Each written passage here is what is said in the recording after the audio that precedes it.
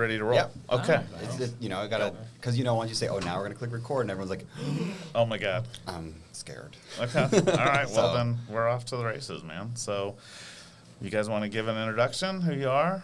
What you represent? Sure. I mean, you're the owner, so you go for it. All right. Jerrett Chambers, owner of Chambers Real Estate Services here in Anchorage.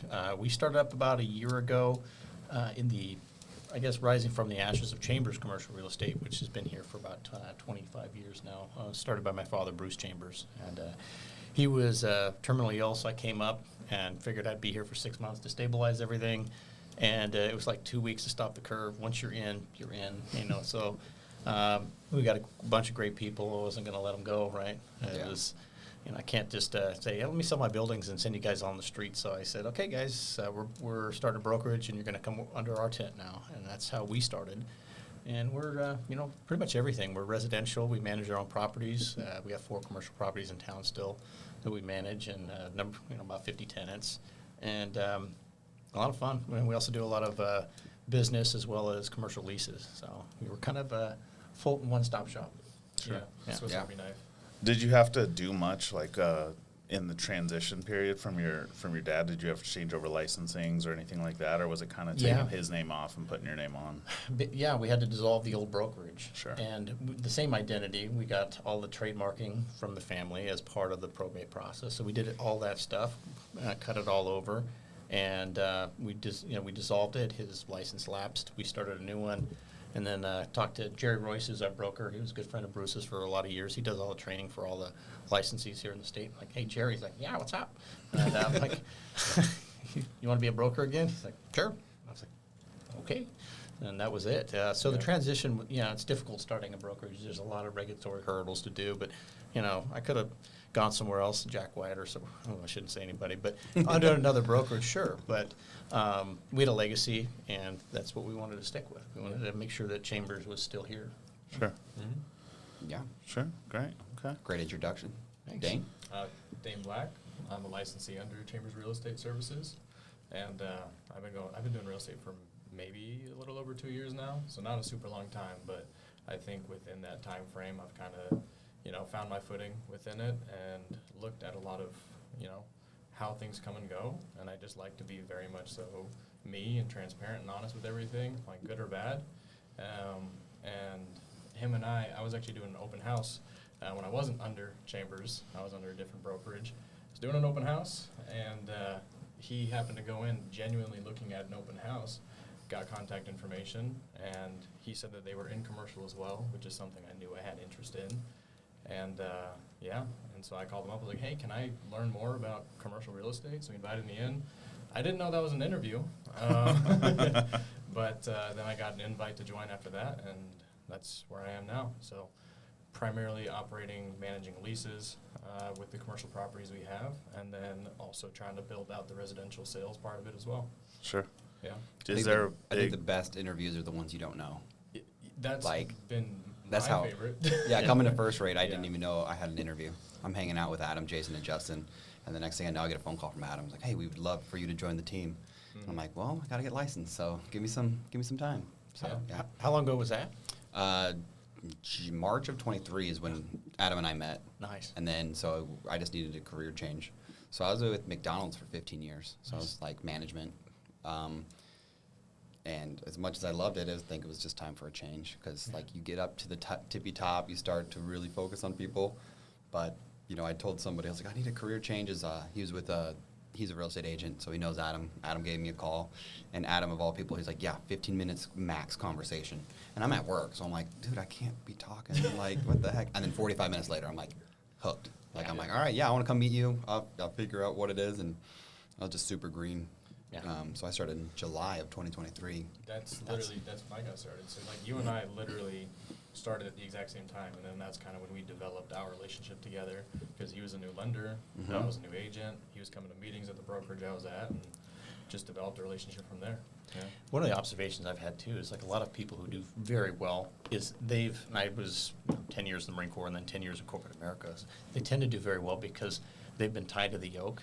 And then you get the freedom of your own schedule, but also directly helping the clients that you have. all of a sudden you get hooked on that because you've been part of a machine, and then all of a sudden you're not, and you're just dealing with folks. Yeah, you have to deal with the machinery, but your job is to deal with these people and solve their problems, and it's just much more up close and personal. Yeah.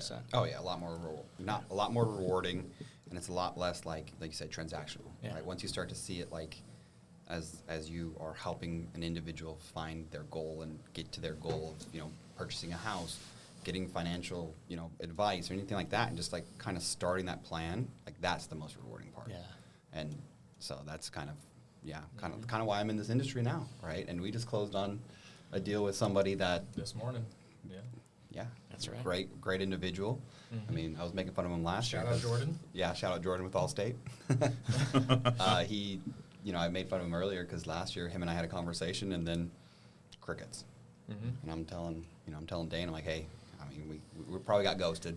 Right. And then just a few months ago, he calls and says, hey, we worked our tail end off to get to where we are now. We want to buy a house. It was funny because like you gave them the information that wasn't like the most optimistic then, and they ghosted you. Yeah. Like, they did, but then they just went to work with what you said anyways and put themselves in a position and came right back. Oh, absolutely. Yeah, so it was cool. Those are the best ones too, because when you know that somebody's actually working on, they're just not going away, or they're they're slow walking everything. Maybe it took some time, but they went and actually did it. Oh, yeah. What's your background? Honestly, pretty similar to Billy's. So I moved up here after I graduated high school, and I started running restaurants. I was running the Village Inns for about 10 years. Rest in peace, Village Inn. Right, yeah. One left. There's one left. It's holding strong. There we go. And so I was in business, and then I went and worked a hot tub company through COVID. And so, yeah, background like you were saying, right, in kind of that business aspect. And it's funny, you were talking about interviews. I hate interviews because I hated giving interviews. I think it is just blowing smoke up your ass. Like, it is all just... It is all Here's my honeymoon. stuff to resume. Exactly, Yeah. right? It is all just honeymoon. It's the best stuff. They want to say the things that are going to get them the job. Like, it's gross. And so I even brought that up, like, It's when just I was not real sitting life. down with them. It's yeah. not real life. It's not just real. not. And so I even brought that up, and I was like, look, I hate these because of this reason. Like, I can tell you all the right things. I can say all the things you want to hear, but I'm like proof is in the pudding type guy. Like, put me in the game. Let me show you what I got. Let me show you what I'm about. And let me just live it. And yeah, like you said, Jerrett, having that control over your life, your schedule, being able to work from wherever, being able to kind of control your own destiny is super key, because if you got the hustle, you're going to translate. Yeah, I think that's the big thing is, like, this is an industry where regardless of the position you're in, like, you either do well or you don't based off your own efforts. And so if you don't put in that effort, you're not going to succeed. Yeah. But if you do, then you will. Yeah. And that's what's so fulfilling about it. Yeah. It's on you. It was funny because when you pseudo interviewed with me, what was funny was one of the things that's going through my mind was when I actually interviewed, like you're talking about, like doing all that stuff. I interviewed with a company that rhymes with Schmamazon. They went through like 15 interviews for this, corporate position. It was, I guess it was pretty high up. And like, when are we going to get to the end of this, right? Because, we were 30 minutes, and I was like, all right, we're going to hire this guy. This is great. Yeah. But It was 30 minutes of just this, like, talking about things and what Yeah. our beliefs are. Right. Yeah. Yeah. And you're right, because there's like even some brokerages are so like they're into wanting to hire the right person, or they're so into like doing like this person has to check off all these boxes. And there have been wonderful realtors that have not been able to join that brokerage because they're like, I can't wait. Like I gotta get licensed, I gotta get a sponsor, I gotta get locked and loaded. And if you're making me wait 90 days to get my license to sponsor, Right. I'm gonna go somewhere that I can at least start. Or Right. worst case where it's like, one interview is bad enough, but now we're talking like 6. Like, I got to interview with every person in the company before we can look at moving forward. That's horrible. Yeah. It's so bad. It's just like who can play make-believe the best. Yeah, Like, absolutely. Who can put on a facade the best. I Yeah. don't know. It's gross. Yeah. But Yeah, and designed to trip somebody up, right? Like, asking these questions in 1,000 different ways. Like, I'm not a fan, and I'm pretty open about that. Yeah. Well, First Rate, they did that. They did that with you, kind of, with the Well, Zoom with call. the Zoom call. Yeah. Yeah, so that was great. So I first interviewed with Adam and Jason, and it was a sit down. We were in the lounge like we were just in, and just kind of shooting the shit for an hour, and it was great and just chatting. And then they reached out to me and they invited me to the team Zoom call that we have once a week, and they gave me a time, and I kind of assumed that I was going to be hopping on at the beginning of this call, right? So I wanted to be a couple minutes early, like I wanted to put on a good face or whatnot. Well, I log in and 20 people. There's like 20, the screen's full, everybody's boxes are up, like it's a whole ordeal. I'm shitting my pants. And then basically they said, all right, well, this is Michael's time. Like everybody just rapid fire, like go. And so people are hitting me from all sorts of different angles. Crazy question. What superpower would you have? Yeah. If you could have any superpower, what superpower would you have? Yeah. And I think it's just more to gauge people, because if somebody goes, oh, I want to be invisible, like, then this is it. This industry is not for you. Because if you want to be invisible, like, like no one, you need to be top of mind all the time in this industry. Yeah. So Yeah. Well, I was going to say invisible. yeah. I want to be invisible. Yeah. But just going back to that, I didn't have that. Yeah. So like, we did, First Rate's done a few of those with people, and that's kind of what they did. And for me, it was just like, oh yeah, this is Billy, guys, welcome. And then when I found out you were doing that, I'm like, afterwards, I'm like, whew, I must be that good. Like, I must be that good, because I was so green to Zoom, videos, anything like that. Yeah. Man, my face would be so red. Like, I would probably be like, yeah, I work hard. I do a good job for you guys. Yeah. Whatever you say, I'm on it. Yeah. Obviously, it takes time to get comfortable. I don't ever do well on Zoom calls. Like, it just feels very foreign. They're awkward. I do now. Yeah. I do now, and I prefer it too, because like Really? when you're working with clients, right? A lot of it's digital, email, text, phone. But if you get Zoom, I think in person is the best. Yeah, yeah. Right? You get to be in person, and I just then meant like in person versus Zoom. oh yeah, Yeah. yeah. So the next Yeah. best option is Zoom, because there's times where, having a borrower that's super nervous, and I'm just like, hey, just get on Zoom. Let's just relax. Yeah. I'm going to show you what I'm doing, right? I'm Mhm. going to show you why this matters. I'm going to show you what I'm looking at when it comes to, say, pricing, or how much Right. this is going to cost, and this is how we get to this number. Because if I just text you saying, hey, this is what your payment's going to be, sticker shock, Right. right? Especially if Right. you're paying $500 a month in a basement for your parents' house, and then you're paying $2,300 for a mortgage. Yeah. That's huge. Right. So. Yeah. I think the world is both over-communicated now. There's just communication going every which way and what with the digital age. But also at the same time, like, there's a lack of thorough communication because of that. You know what I mean? Yeah. It's the hook. It's the Yeah. hook culture. You got to hook it in. Right. Hook it in without details, and then sometimes, yeah, you're right. Yeah. Well, and I think it doesn't help, and kind of leading into what really brought us here today is like the lack of education for the general population, right? And what people kind of think when they initially start going into this talk of buying a house versus the reality. Yeah. Yeah. Right. And what does that look like, and what are those expectations, and why is it not a good idea for you to decide to buy a home, call a realtor and say, hey, let's go look at homes this weekend? Because it's scary. Yeah, for it's sure. a lot easier just to sit in somebody else's house and make the rental payments. Absolutely. Yeah. Mhm. I mean, you kind of have to be comfortable being uncomfortable. Yep. But it's going to be one of the best decisions you make. I've been trying to put out media, and it's just me sitting in the office recording myself, but I'm trying to put out media that explains why you should, like, make a priority out of buying your first home. Yeah. And, like, put yourself in the position to do so. Almost want to start sending like David Goggins clips and stuff. Just like, Who's going to carry the boat? do it, sucker. Stay hard. Yeah. But no, it really is important, because, like, my wife and I bought our first home last year. Billy helped us out with that.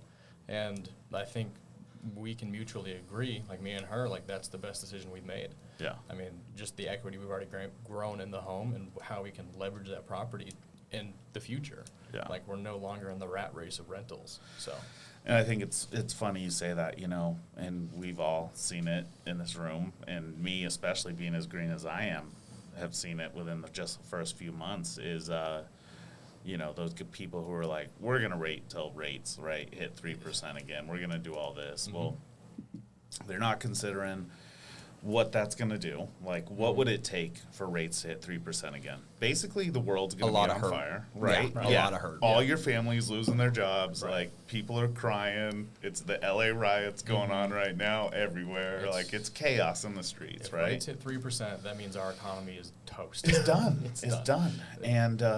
And the truth is, and my very first flyer that I built when I started was on how equity is outpacing rates, right? So at 2%, your payment was $1,400. At 7%, it's $3,000. It's not comfortable to say that and for people to feel that, right? That they're paying $1,500 more a month just because of the rates. But they're also gaining $2,000 to $3,000 a month in equity. Right. And it's not slowing down. Well, and the other thing, even if rates come down a little bit, I mean, this has already kind of happened this year because we see prices going crazy just because rates dropped a smidgen or people got impatient of waiting, right? But you have all these buyers that say, I'm going to wait till rates come down. And so you have all these buyers sitting on the sidelines. When the rates do finally go down, law of supply and demand, more buyers into the market, higher prices. Yeah, and I think those buyers are saying, I'm going to wait until the rates come down to buy, don't realize that there's a whole other pool of people that are waiting for the rates to come down so that they can actually qualify for that home, right? So you're adding that plus that, then they find this one house and they love that house, and then you have multiple offers, and that's why that 300 to 400 range. People who've been waiting for that house. Exactly. So so many multiple offers. Well, and I started following a bunch of mortgage news and, Housing Wire, MBS Highway, stuff like that, and I saw a great quote about this, which is for every percentage the rates drop, 500,000 new buyers enter the market nationwide. I think the general percentage that I've seen over history when I was doing my research, it was every 1% rates go down, roughly homes go up 10%. Yeah. And when you do the math on that, that ends up being more expensive, especially if you're able to buy when the rates are high and then refi when they come down, then you're going to be in a way better position than the people who waited. Sure. And even at 7%, right? High 6s, low 7s. Have you guys listed anything this year that's in the $300,000 to $400,000 range? I mean, they're gone. They're instantly gone. Multiple. It's like 2021 again, right? Like multiple offers. People are going crazy. We've gone through that. Our two most, I'll talk about our buyers. Shout out Jordan again. But our two most recent listings within that price point, the 300,000 to 400,000, multiple offers, first day, and penned well above list price. Right. Yeah. Every time. Yeah. Everybody wants to see it early. I'm like, sorry, can't. Yeah, it's gone. It's going on June 1st. And I think that's the important part of what we do at First right here is we push for education, right? We're not trying to sell. Yeah, you're pre-approved for 400, then that means you should be shopping in the 325s, right? Because I was exposed to you guys pretty early, and Adam was preaching about education. I latched onto that, and so I just pushed it forward into whatever I do. Yeah, it's what kind of it's get educated, not sold, right? And of course, you always have to build the trust of the the families that you're helping, but there are times where people feel like they're not ready to buy a house, and those are the ones that are ready, right? Those are the ones that are the most ready. It's because they're so I don't want to change up what I'm living, but their savings, their credit's great, their income's wonderful. And then it feels uncomfortable for them. They don't realize the position they're putting themselves into if they were to take that step. And it's objectively scary, right? It is by far the largest purchase somebody's going to make, especially as a first-time home buyer. It is 10 times the purchase that you made when you bought your nicest car. Right. Yeah, and somebody who's typically somewhat conservative with money anyways, and they're penny-wise, they're going to be a little more slower to pull the trigger than somebody who might be a little more loose as well. Yeah, and I'll use my experience, being younger and buying a home with my wife. She was not on board. The place that we bought was actually going to be a client of mine. She was going to sell it. But it was just her at the place. It was half torn apart because she was trying to remodel. She had a shoulder injury. So the place wasn't financeable. You would need a rehab loan, which just is inherently going to drop the price. So I asked her, I was like, hey, could we just buy it from you and I'll do the work to make it financeable? So that's how we got it. But the first time we walked through that place, all torn apart, my wife, Alyssa, was like, no. But we got it. And ever since we bought that place, when I say she agrees that it's the best thing we've done, now she just nonstop Zillow. She's just sending me things like, how about this one? How about this one? You like this one? What do you think? And now she's just full on board with owning properties and using that to grow wealth. Well, that right there is what you need to use for your motorcycle pitch. Exactly. Like, Yeah. Yeah. You remember how you weren't on board with this, and then we bought it, and now you think it's the best thing ever? Yeah. This is the same. Same thing. Just yeah. Exact same thing. I definitely didn't just put out a video about assets and liabilities. Yeah. So yeah, I definitely didn't do that. You did say that, yeah. I sure did. Vehicle payment. You know, it's funny you guys said about the timing too. I was just thinking about that because historically these rates that we're looking at right now they're not too far off. It's just we got addicted to cheap money and big McMansions, right? And it's funny because recently I was thinking about this. I think I did a podcast on this a while back. Is if you were trying to save that nest egg and you're trying to get to buy that $325,000 home, that home doesn't exist now. It's a $400,000 home, Minimum. right? And yeah, minimum for sure. And it's going to get multiple offers. So where are you really stand? So it's like, why are you going to wait? If you have the means and you've been responsible, then it doesn't behoove you, right? And like you're saying, if you can continue to build wealth on it, why wouldn't you do that, right? Yeah, It's just sure. people being able to see that. I mean, I met a friend of mine's dad who's owned the same nice house in West Anchorage for a long time. He's refinanced that place 5 times and bought 5 of the properties with it. You know what I mean? I mean, it's just like having an asset that gains equity is just you can't compete with that. Yeah, I mean, absolutely. it's passive income. Think about the first deal we did together. Yeah. Right? They weren't able to qualify for buying a house, and the parents did a cash out refi and took that money and bought a place for their kids. Yeah. So, Yeah. So, like, that's leveraging, like, obviously having a mortgage or having the equity of your home, you could tap into a HELOC and whatnot, but it's not like it's liquid today, but it's certainty right now, right? Right. Like, you know, Scarlett and I did a flip, and just looking at the numbers and going based off of our tax assessment, the lovely tax assessments that we get, it's catching up to what we think the value of our home is worth now. And I'm like looking at the difference between our mortgage compared to what it's valued at now, because we did a flip. It was a flip fail, 2020. You know, rates were, you know, that's no longer going to be part of the inventory. Any house in the 2 and 3%, even low 4s, it's going to be hard to put that as inventory in the market. Yeah. But we kept the house, and now we're leveraging that for summertime Airbnb. We're staying in the RV. It's banned down by the river. But yeah, we're staying in the RV during the summertime, camp hosting, and then we're just leveraging that house, right? So it's like, Renting it out.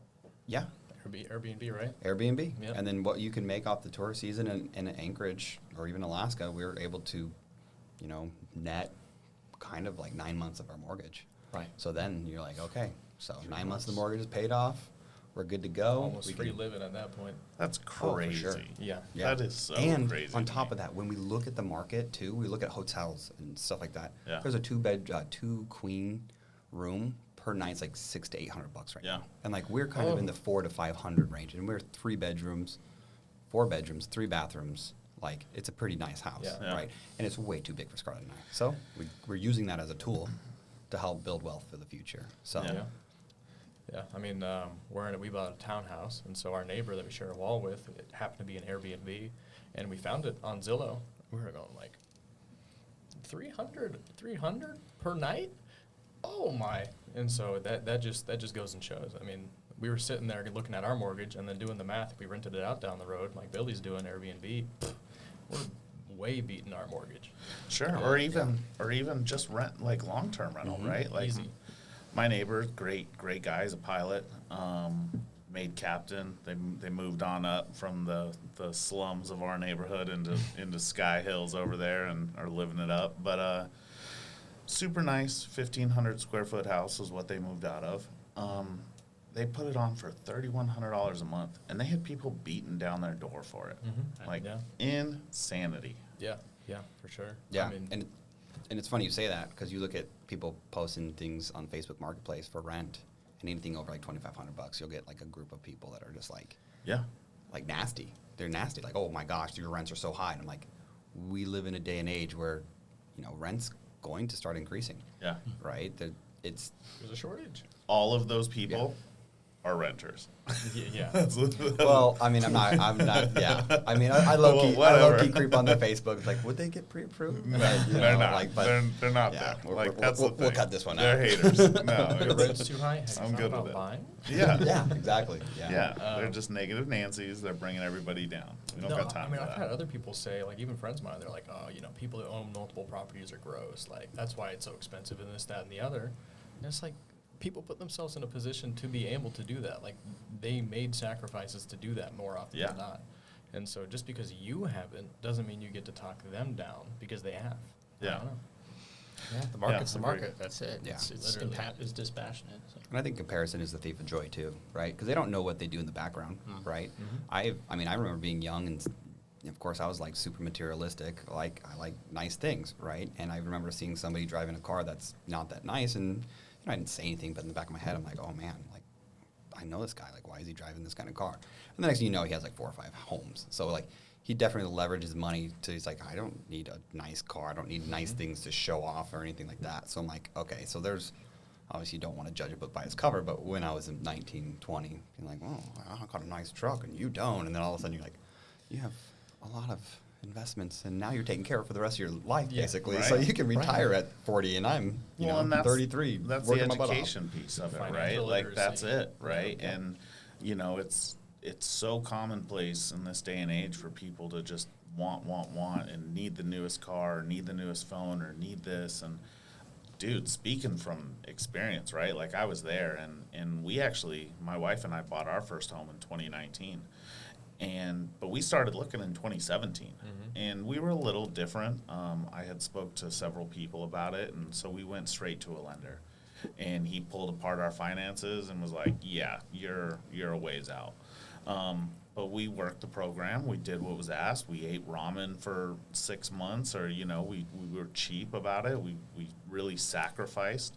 And you regret your decision, right? Yeah, exactly, right? Like, there was no regret. So I think it's that people have to be willing to make those adjustments, make those sacrifices as need be, in order to kind of grow from that. Yeah, I wouldn't say it's much of a sacrifice, but more of a season. Sure. Right, a season of your life, you're gonna absolutely. shout out to Jordan again. Like he was talking about, when they eliminated all the debt that they had for the year, they basically just went to Costco, rotisserie chicken.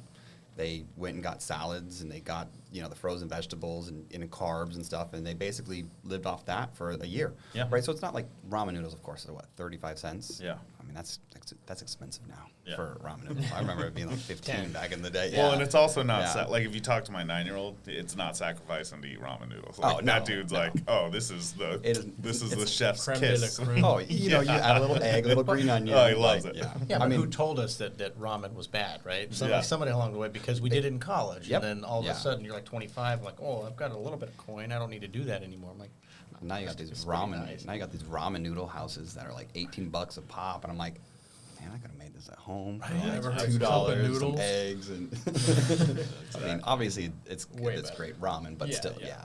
It's not cup of noodles, sorry. Yeah. There was a thought that I had too, because we were talking about like houses on the market and 2-3% Yeah. interest rates basically not being inventory, just because people are going to keep that. A big thing too is like there are families that are outgrowing that house too, right? So like the conversation that I'm having with a few clients and a few borrowers right now is like, you have the ability to depart your residence and buy a subject property and have someone offset that mortgage with a lease. Right. And sometimes people are like, well, I don't want to be a landlord. I don't want to do this. And, sometimes it's not as hard as you think, right? And just like any job that you have, right? When you're like, oh, I just don't want to have any more responsibilities. I don't want to have any more responsibilities. And maybe because I worked my way up in my last company where it's like, I just, of course, like I'm nervous of getting promoted.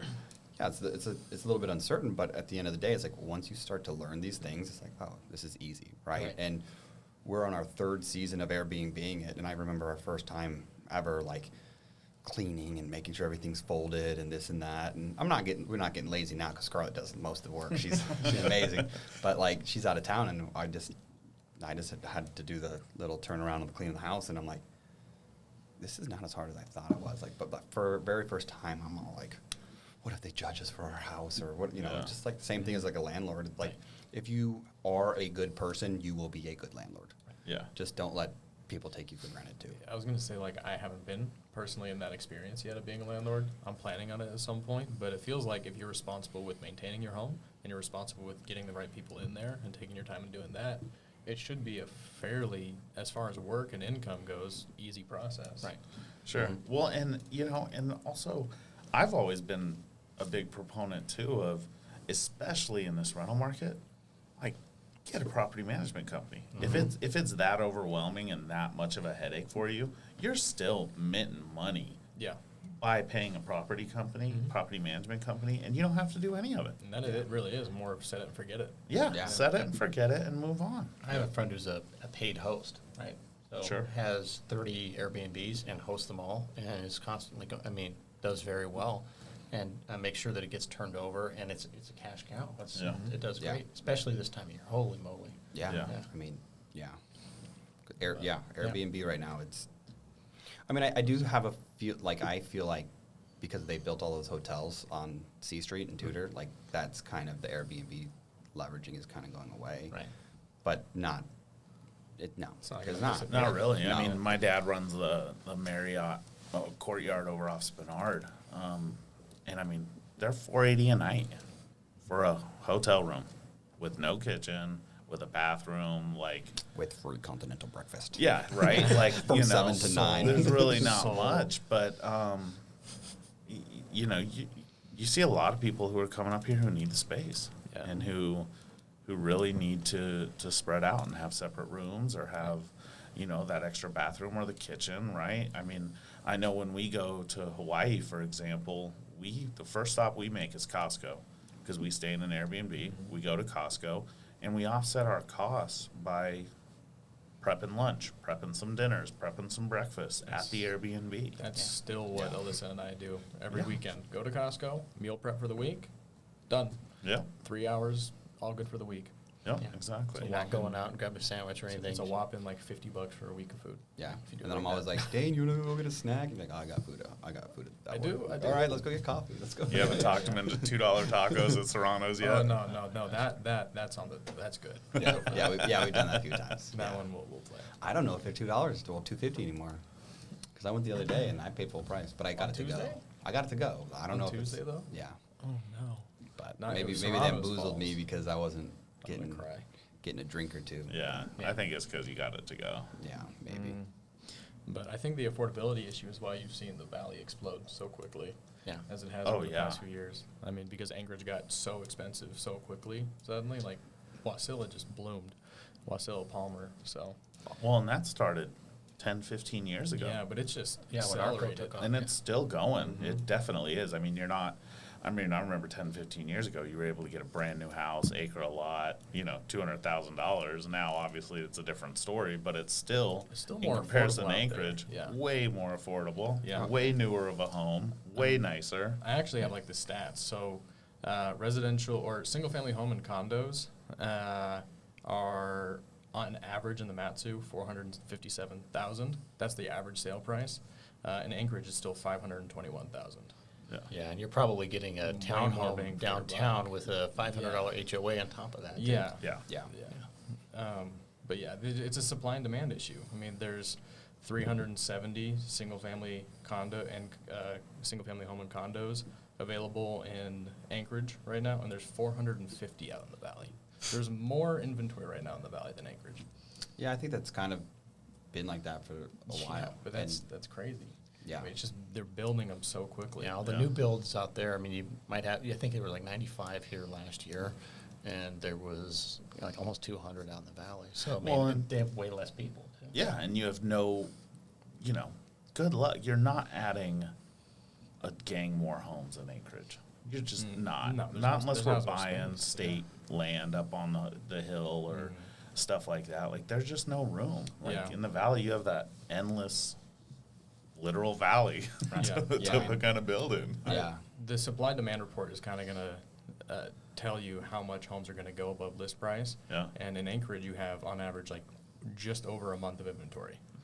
So if nothing else gets listed, we have a month of inventory in Anchorage. In the Valley, we have 3 months. Wow. So, like, that kind of highlights it's still more competitive in Anchorage, even though they're building. Yeah. I mean, yeah, it's so competitive in Anchorage. Well, and to kind of add to that, this week I've been heavily focused on a bunch of this news about the natural gas pipeline. I don't know if you guys have seen a whole lot I've of heard that. a little bit, yeah. So Taiwan signed a letter of intent to take a third of the gas out of there, right? Multi-billions of dollars. They hired an engineering company. Like, they are pushing this thing, which political views aside, good, bad, and different, whatever you believe, that's going to be a huge boom for this state. For sure. If we bring that up and we do this, we're going to see a massive increase. So you add that on top of a potential rate cut that they continue to talk about day over day of what we're expecting next to see rates cut. House prices are about to skyrocket. Right. And if you're not in, if you're not getting in now, you're possibly going to miss out. I mean, I've got a couple right now who, they're great people and they've got a little bit of a situation going on that's hindering them from using their full ability or full capacity of buying, but they still want to use whatever they can because they are foreseeing this and they are saying like, okay, we may not be able to get what we truly want, but we need to get something because we can't miss this. Right. Yeah. Did you guys want to go a little bit in depth as far as pre-approval versus pre-qualification? Because I know Absolutely. you guys have kind of talked about that a little bit.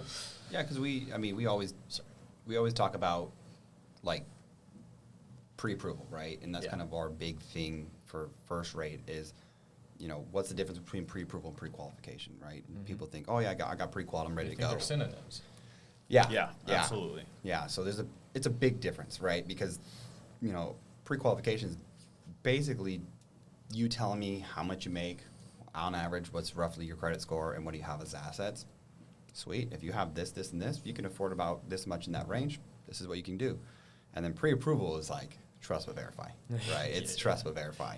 And that's when we go in-depth with the credit pull. We start checking out line items on their credit, because somebody can be like, they could be lying, or they may not even know, right? So there might be something on their credit. They're like, wait, I don't remember that. Or, oh man, I forgot I co-signed for my cousin's friend's sister's dog to get a motorcycle. Right. Right. Most pre-approval letters are like contingent on A, B, and C. Yeah. Yeah. I mean, Absolutely.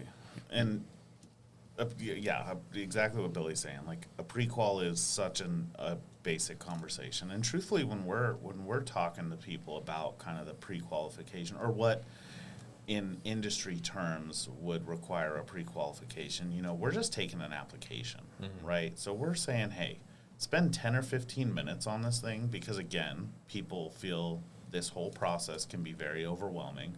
So from the lending side, we're trying to make it as digestible as possible. So we're saying, hey, take 10 or 15 minutes and knock this out, right? When in reality, it's a kind of a detailed application, right? We're asking what your income is, all your liabilities, all your assets, everything. And so we're having them kind of spitball. And people literally do. They spitball, right? Like I just had this similar thing happen yesterday. I was calling to get my wife's vehicle in for service, and they asked me what the mileage was on it. Well, I'm not right with her vehicle, so I just spitballed a number, right? And it turned out I was off by like 10,000 miles. Oh my gosh. So it's not like the motivation is necessarily bad, right? And even if it is bad, like silly for them because we're going to go through a pre-approval regardless. So we're going to pull back the curtain and find out. And really they're just wasting people's time if they are kind of misleading us. Yeah. But it's just words with a pre-qual. So, the pre-approval is what's key. And the pre-approval doesn't take much more time. I mean, if you can send in, like, from my perspective, when I'm working with buyers, I can send in a letter that has no contingencies, and it's like, surefire, they can afford this. Boom, here you go. When you think of it from the seller's perspective and the listing agent, they go, I feel way better about this. Right. Than some letter that's like, this might be wrong, that might be wrong, but it should be okay. Yeah. So or like they can definitely afford this. They just need to put 10 grand in the bank before this closes. Right. Which is a very common thing. Yeah, but not only that, but like also for the buyer. I mean, if you don't want to be surprised with anything. So if you go through the whole process, get all the numbers worked out, and then you can go in confident with what you can afford, what it'll look like, and how it fits in within your life. Versus, let's say we get in contract and you don't quite know everything, but we hammer it out while we're in contract. You might get surprised with a bigger number than you're expecting. Right. Then they're going to hate your guts because it's your fault, right? Yeah, that's true. Yeah. And so like kind of my thing on it too is like what's your favorite part about the buying process? Mine? like, what do you think your buyer's favorite part is? Like, on average, like, just kind of thinking. Closing. Well, duh. I mean, yeah, of course. But, like, my favorite part of the process is getting someone pre-approved, right? Because that means that you've given me the documents that we've needed, your W-2s, you've let me talk to your employer, you've let me see, your credit file. We talked about maybe where your assets are going, don't move money around, keep everything how it is, Right. don't buy a new car, don't do this, But once they get pre-approved and start house shopping, that's the fun of it, right? Yeah. And sometimes people work backwards, right? And that's kind of where it can make myself look like the bad guy. And I've gotten into the situation where I feel like, man, I'm taking it personal, but it's not, because they're going and trying to find homes without being pre-approved, shopping out of their rate, Sure. their range, and then they're like, oh, I found this house on Zillow. We need to put an offer in right now. I need to get pre-approved. Sweet, yeah, I'm here to get you pre-approved. Let's go rock and roll. I just need to verify this, and this. And like, but why do you need to verify it? We just want to go on contract. I'm like, well, you're going to put my reputation on the line, right? Right. And First You're Rate gonna put has a everybody's. $5,000 guarantee, right? That holds us accountable because we do the upfront lifting to get you pre-approved so you can buy that house, and we know that we're going to get you to the closing table. Because once, contract signed, sign the contract. But once it's signed, sorry. But once it's signed, it's like, yeah, now that's when we're off to the races to get these things done. So just for people who are watching, what are the main things that they should expect during the application? Like, what are the things they need to know and submit to you guys Yeah. to get that 100%? Well, I mean, I think essentially it's your three big pillars, right? As our man Adam says, as Billy was talking to me about yesterday. So I'm gonna go ahead and Yeah. preach those. But it's your income, right? So what is coming in, whether that's your current job, whether that's any kind of government benefits you're getting, if that's a PFD, if that's any kind of money that's being deposited into your account that's for you, your credit. So how well have you managed that money?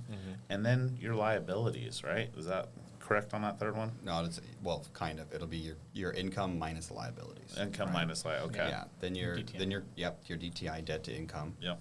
And then you have your credit history. Are you making a promise to pay off your debts and on time, and more than the minimum or minimum, either or, like whatever. Yeah. What are some of like the habits you preach as far as people who need to build their credit up? On time payment. Make sure you're paying your credit cards on time. Yeah. And one thing, it's just your balances. Lower your balances on your credit So cards. pay it off completely. Don't just do the minimum. Or honestly, not even necessarily. pay it off. Yeah. Really? Like people Yeah. have that rule of thumb where they're like, oh yeah, 30. If I have a balance of 30%, then I'm fine.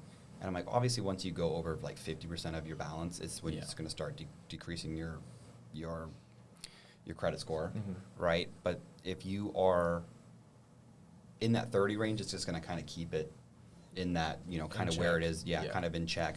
But once you get below the single digits, right? Once you get below 10%, like if your balance is 10%, Then it's showing is you're not utilizing the credit. that means you're utilizing your credit like really well, right? Okay. Because your balance is 10% of your max, right? Right. So Okay. now But they're saying zeros like, Zero's the danger. And Yeah. that minimum Okay. payment every month keeps it flat and level, and that your debt to income ratio is better. And, yeah. So once you get in that single digits of the balance compared, like your balance, I mean, that's when it's going to make your credit score bounce back. lower the better, but not zeroed out. Yeah. I mean, here's the thing. If somebody has good credit history and they want to pay off their credit cards because they want to, do it. Yeah. Like that's not going to harm your That's credit. what I do. I mean, I go on like a weekly, whatever I spend on the week or like maybe bi-weekly, I pay off my credit cards like in its entirety. But my credit's already close to like 800. Nice. So it's Then keep that, right? Yeah. Like you're doing the right thing. Yeah. Now if it was low and you're trying to build it, then having a bunch of zero balances isn't going to necessarily do that. It will, but a lot slower if Gotcha, you're gotcha. always at zero. Yeah. Gotcha. Right? But if you're showing that you can maintain the wave, that you can ride the wave of using that credit, and then paying it down to a significant amount and then continue that, Gotcha. now you're stable. That's a good way to On just it, scale right? it quicker. Exactly. Gotcha. Yeah, for sure. Yeah, and people are like, well, I'm just going to pay off my credit card because like that's what you want to do because you don't want to pay the bank's interest. But like if you have $100 credit card and you have a $10 balance and you're going to pay off your credit card, you know, keep the balance $2. You're going to pay interest on the $2. Right. Obviously in upscale, like, Yeah. you know, if you're getting in the credit card debt, like You just that's can't let where those compound and run away from you. exactly, Yeah. right? Because if you get $10,000 in credit card debt, you're say Bank of America, well, I probably shouldn't say that, but a credit card company, Right. you're looking at 18-20%. You have a payment of $225 as their minimum, and then on top of that, you tack on, oh, you paid the $225 minimum, and then here's $193 for interest. Right. Here you go. And it's like, whoa, I just paid $220, but now you paid the Right. bank. Yeah.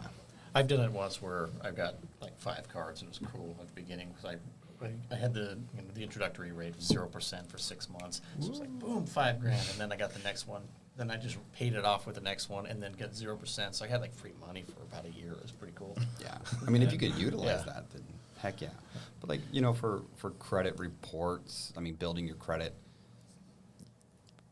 yeah, once you're in the industry long enough, you can kind of see a credit report and be like, okay, you got to do X, Y, and Z. Yeah. But then there's going to be one-offs where you're like, we should probably go get you to a credit specialist and have them check it out because they can give you better answers. Yeah. They can write letters to the credit bureau on Right. your behalf, and that can definitely help them That's out. worked out for a few folks that we've worked with Yeah. together. We got them Yeah. with credit people, Yeah. and we've seen them shoot up when they actually work with those folks Yeah. and actually stick to it. Yeah, and we obviously, you know, kind of not disclosure, but I tell the borrowers, I'm like, hey, I'm not affiliated with them. They don't pay me. Yeah. They're gonna make sure that I'm still top of mind when they're working with you, but you know, some people don't use it, and they're like, no, it's too expensive or whatnot. Then I'm like, you know, I have a success story where I had somebody that paid about $400 or $500 to get their credit fixed, and now they're saving over $500 because Right. their Yeah. credit was so high that their interest rate went down. I think So- you said something about what the favorite thing is. One of my favorite things is when somebody actually sees that something can happen, because you get ashamed or you bury your head in the sand about what's going on, and then all of a sudden in your eyes, the scales drop from your eyes, and you can see what you could actually do.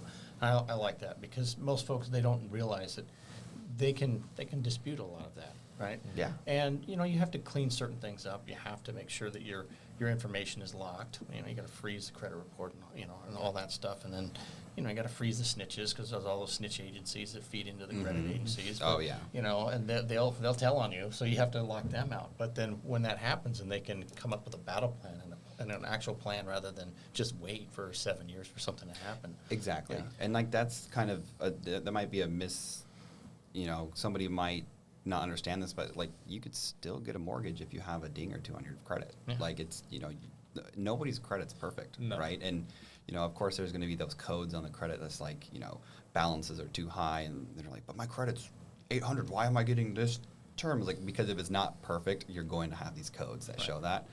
But like, just talking about the credit, there's been times where you're right, people are just kind of ashamed of like back in 21, I forgot to pay my bill and it's going to look bad, but I don't want this person to see my credit. And it's like, that's what I'm here for, Yeah. right?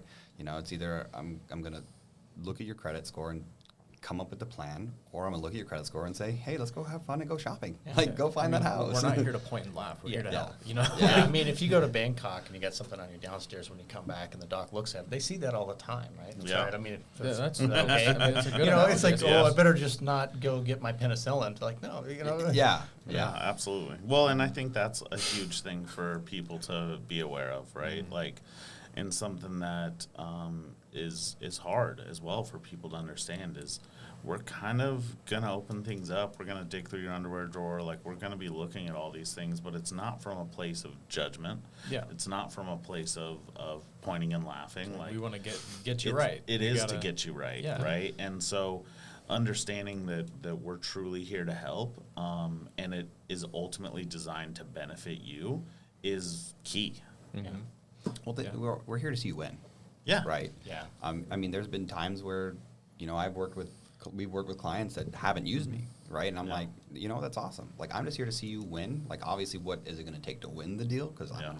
I win for you. Right. But when it comes to be an all cash offer, like that takes me out of the equation, right? Yep. So sweet. Like, but if you want to ever tap into a HELOC or cash out refi for other investments, then yeah, that's what I'm here for.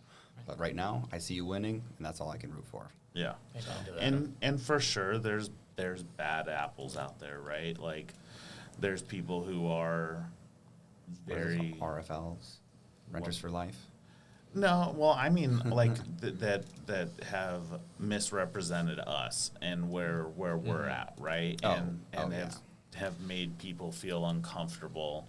I mean, hell, there's a whole movie about it, right? The Big Short, about everything that people struggle with. So, I think the key is to find value or to find comfortability to have that discussion with us, because you're right. Like, you and I, we're here to win, right? This office, we know we're comfortable in our team that we're here to see people win, that we're not just here to kind of dig into the pockets and take stuff. I think another thing that people really get hung up on and get really scared about is the amount of savings they have in their pocket, and they think, just because people aren't educated, they don't realize how much money you actually need for closing costs and down, so they just assume it's out of their reach.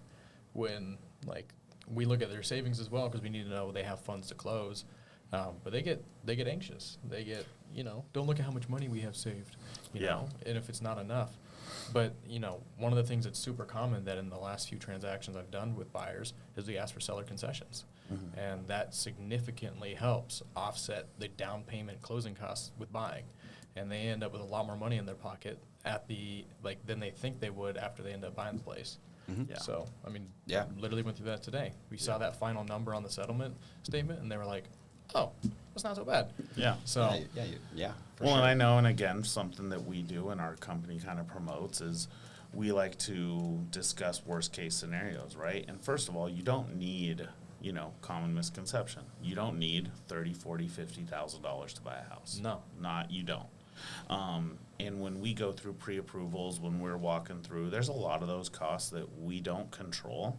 So what we tend to do is kind of look at the worst case scenario. And I'm always talking to people and telling them, here's the number that I'm looking at right now. Oh, and by the way, this is what I feel to be kind of a worst case scenario, because I want to be able to call you as we're getting closer to the closing table and say, hey man, good news. It's not that number. It's actually a lot less. That conversation is way easier than, hey man, I know I told you it was going to be 8, it's Yeah. actually 16, right? Yeah. Like, that sucks. So Yeah.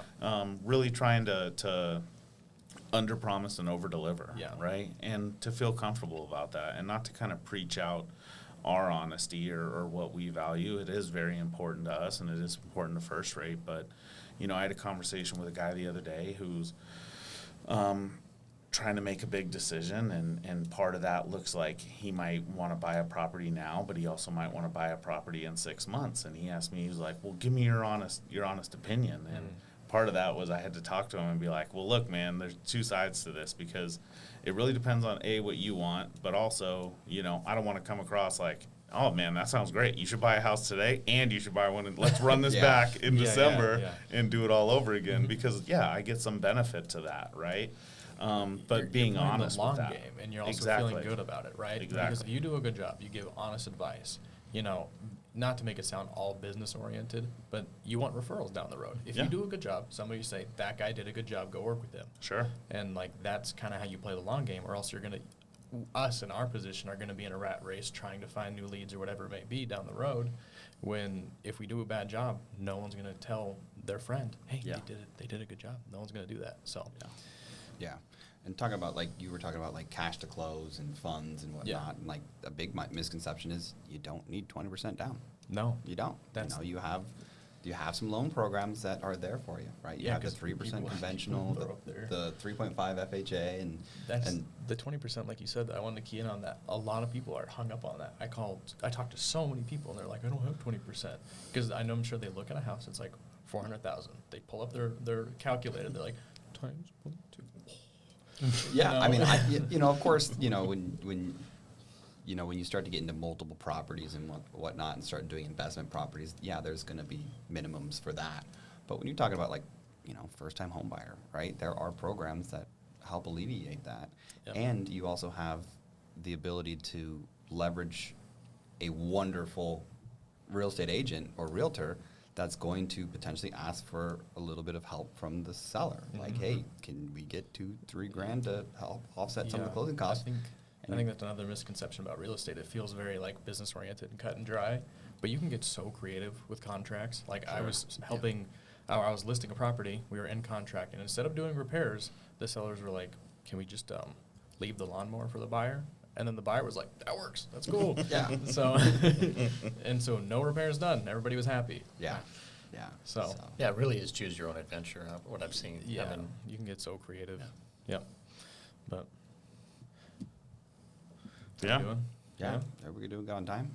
Uh, Yeah, 3:30. 3:30. It's about an hour now. Yeah. So I I mean, it's think been this was good. It's been fun. I mean, is there anything that we haven't talked about? So we kind of mentioned pre-qual, pre-approval application process. I mean, I don't know if we like fully answered that question of like what to expect, because I know that I think the biggest thing that happens, and I think we talked about it, is like once it gets that handoff to a lender, it's like crickets, right? Right. Yeah. So, I mean, I think just for us, it's just more of like let us do a mortgage consultation, right? It doesn't need to be commitment. And that's another thing too, is like there's no commitment to us. Like we don't get paid from, most of the time, we don't get paid from the borrower. We get paid from the lender to find a buyer that uses their mortgage. And so all of that time, we don't get paid. And that's kind of the seeds that we plant for the future. So when it comes, universally speaking, the more you know about a process, the more comfortable you'll be doing it. right. And Yeah. so just getting your foot in the door and being comfortable. Again, no one's here to judge you. No one's here to point fingers. Even if you're not comfortable yet, the whole point is to learn and become comfortable. yeah. Right. Yeah. Yeah. Agreed. Is there anything that we may have missed that you want to touch base on?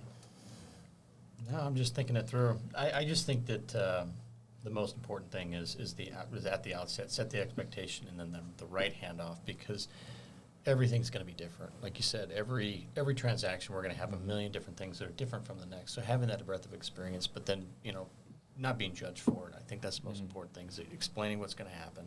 And then as it's happening, remember we talked about this, so there's this progressive level of comfort as you're going through the process, because you're not going to know everything before you get into any transaction. Some of them are cookie cutter, but most of them aren't. Yeah. Yeah, and I've heard it a number of times. Like, if you at any point think you're an expert in this game, like you're Infinite amount of knowledge to yeah, learn. right. Yeah. Not only are rules changing every day, but everything is so different and so variable.